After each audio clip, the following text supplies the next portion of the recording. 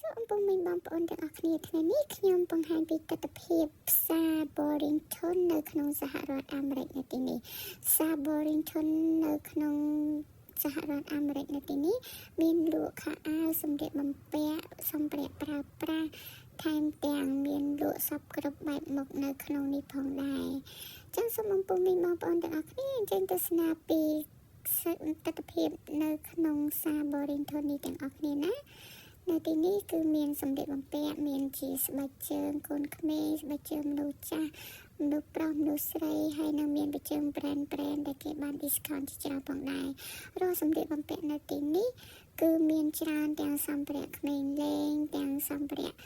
គ្រប់បែបយ៉ាងនៅក្នុងផ្សារនេះផងដែរអញ្ចឹងសូមអរគុណមីងបងប្អូនទស្សនាជាមួយរាល់នៃការទំនិញ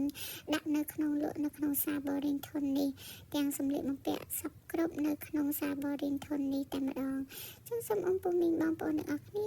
អញ្ជើញទស្សនាពីជាមួយនឹងកាបូប brand